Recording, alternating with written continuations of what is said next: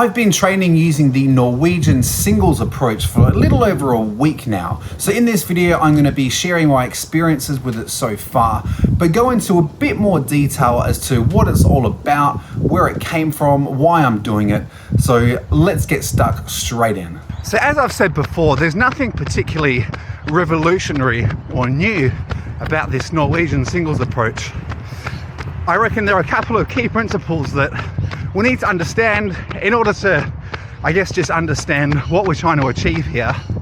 And I think probably the first one is realizing that it's just a way of trying to get the biggest bang for your buck, of maximizing the time that we have. So all of us has a limited amount of time we can train, and probably broadly speaking, the two main constraints on that is time itself. So some people just don't have time to train more because of their jobs, their lifestyle. But for a lot of us, myself included, that time constraint is going to come from physical restraints. So I'd love to be able to train more, but as I've demonstrated over the last year, my body can't really handle it. And so for me, it's not really time itself that's the restraint, it's my body. Because, you know, as much as I hate to admit it, I'm getting older, and I don't feel old. I still feel young, and I still think there's loads of performance left, but, you know, being a masters athlete, it does change things. We need to adjust. So there's that, the time aspect of what we can handle, what our lifestyle allows. But probably the biggest thing to grasp is that it's just a way of managing intensity, which means you're managing fatigue, and it's about consistency or sustainability. So I said there's nothing new about this way of training, and there really isn't. I mean, yes, you know, the Ingebrigtsens made this sub-threshold way of training famous, but people have been doing that for a long time. There was Marcus Bracken before them, a whole bunch of other guys before. So it's nothing new, but what it's doing is adapting those principles of getting a lot of volume sub-threshold and adapting it for people like you and me who have these time constraints, whether it's time itself or whether it's our bodies just not being able to cope with more. So rather than doing 2 double sessions a week, you're going to do 3 singles. And the absolute key is managing that intensity.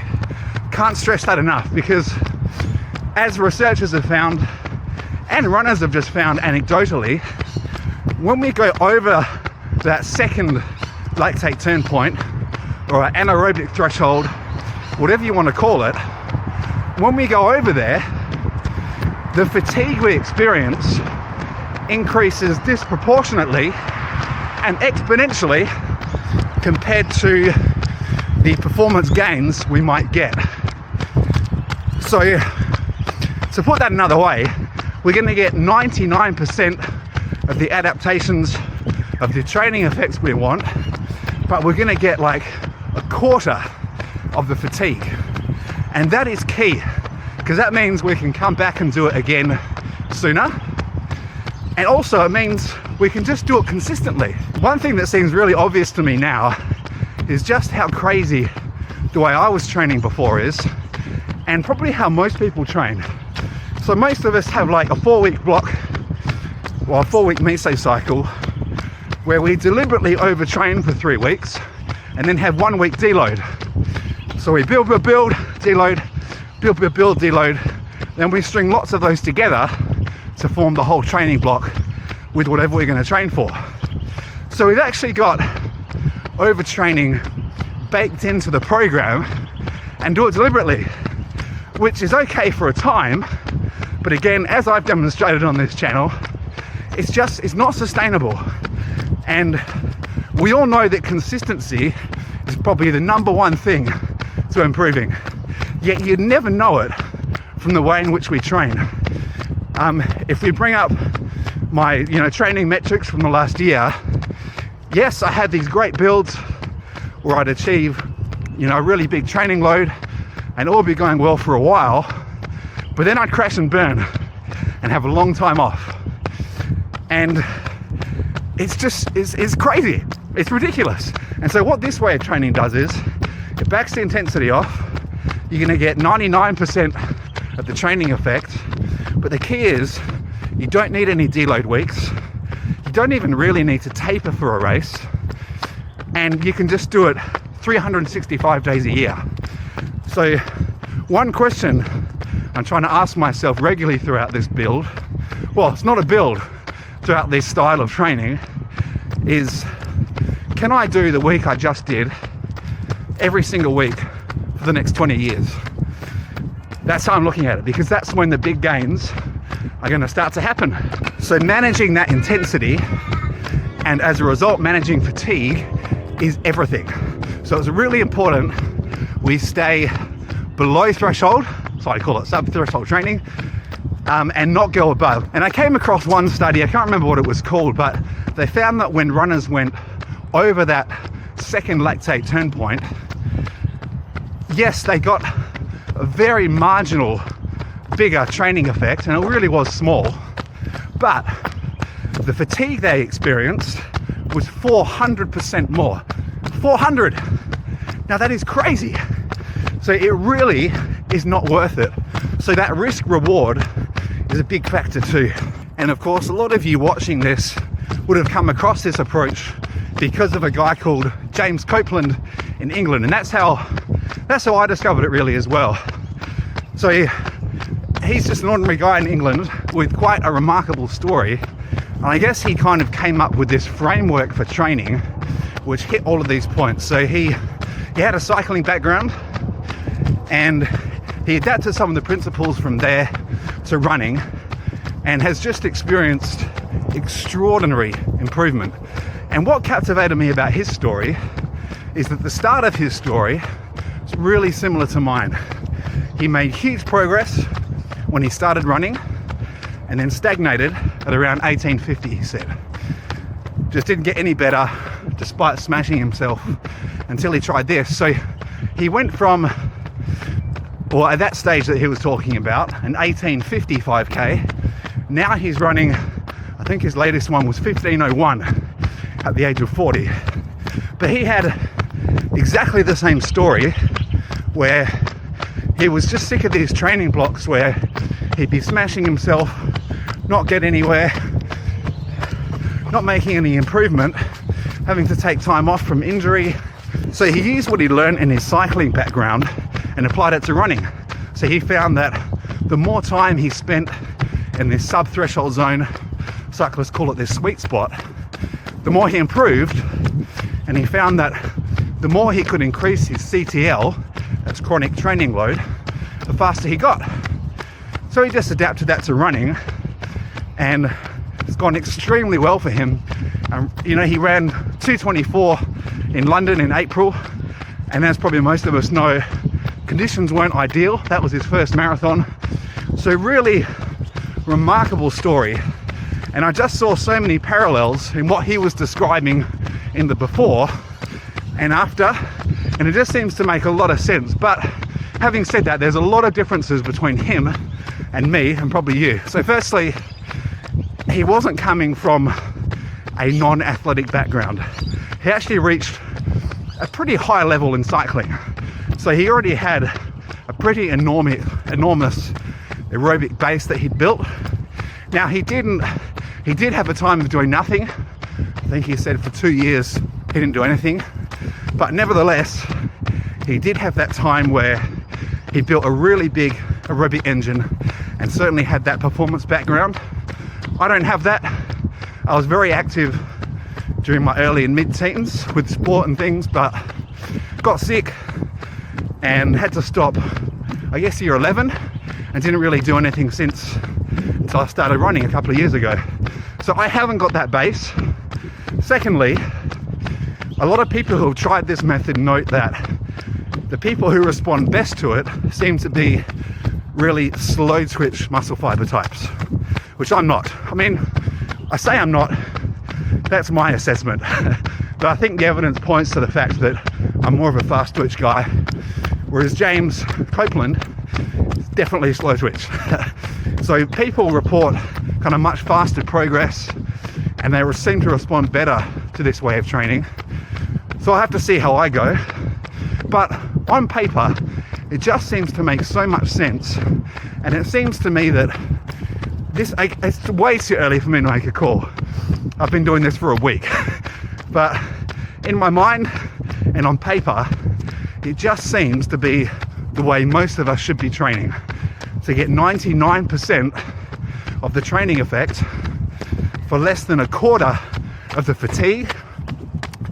Yes, please sign me up. And it means no tapering, no deloads. You're never killing yourself. You're just slowly chipping away at it. The sessions themselves have gone really well so far, I think. I've done 4 of them so far, and my main priority was not to overcook it. So as I've mentioned in the video, it's all about managing that intensity, managing fatigue. So that was my goal. So if anything, play it conservative rather than go out too hard and not be recovered for the next one. And I think I did that. I felt the intensity has been good this week, except for the strength training. Now, I won't go too much into this because I'm gonna do a whole video on the strength training because I think a lot of you guys will be interested. But I've been doing the 7 days a week full body lifting sessions, and that started off going well, but I've always known that it's gonna take a while to dial in the intensity, and I definitely overcooked it this week. Probably around Wednesday or Thursday, I started to feel noticeably fatigued from the weights. And I know it's from the weights. Like, you know the difference between fatigue from a running session and fatigue from lifting. And this was definitely from lifting. And again, because my interval sessions aren't, too strenuous, I was still able to do all the training. But going back to the question I said I was going to ask myself every week, is this sustainable? Can I do this every week for the next 20 years? No. So this coming week, I'm definitely going to back off the intensity of that strength training a bit. I'll probably reduce the weight, reduce some of the reps, and see if I can really dial that in. I had a lighter day yesterday or the day before to try and just give myself a bit of a chance to recover. And that actually helped. I felt much better this morning out on my long run than I did the day before. So it's going to take some time dialing that in. And once I feel like I've got a happy place, like I've nailed that intensity, then I'll do a whole session on the strength training and share that with you guys. I just thought I'd mention some running kit that I've come across. I've actually been using it for probably more than 6 months now. And it's an Australian outdoor brand called Zorali. And all of their clothes are made from merino wool, which it seems to me is some sort of magical material.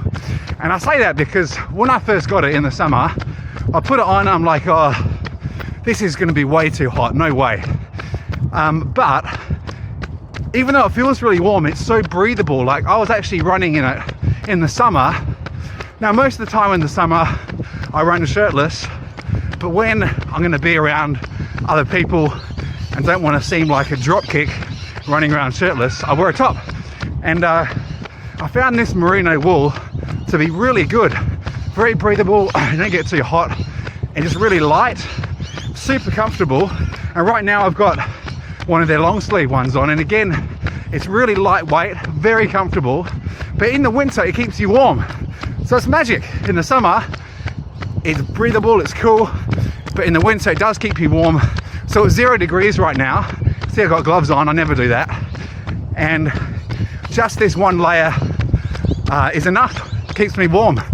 And what I love about it as well is that they're just really nice clothes. Like, they're not cheap, but I think it's worth it because I wear these all the time. Like, these are by far my best clothes. I wear the t-shirt. You would have seen that in loads of videos before if you watch my videos. They got socks. So yeah, I just wanted to mention that. Highly recommend Zorali clothes, merino wool. It's a bit different. Most people don't think of merino wool when they think of running, but I certainly do now. So if you're interested, there's a link in the description. Enjoy. Just cruising on my long run, very easy, reflecting on, I guess, the philosophical side of this approach, and just thinking about how much, or how true it is for most of life, where a moderate, consistent approach almost always beats a radical balls out approach. And I very much am of the personality type that gears towards the extreme, balls out, all or nothing, boom or bust. But it's just not the way. It's not the way. Everything in life in general seems to be designed to reward those who are steady, consistent, and not stupid. So I'm trying to take that approach with the running, with the strength training, and life in general, just being moderate. I mentioned in one of my other videos that I was really trying to learn from Kirsty, who has a very different approach to me to running. Kirsty's my wife. She's just slowly and consistently plodded along, making great progress, contrasting that with my own journey, where just been out like a bat out of hell, injured, extreme drop. Just be consistent, just cruise, and I'll be rewarded.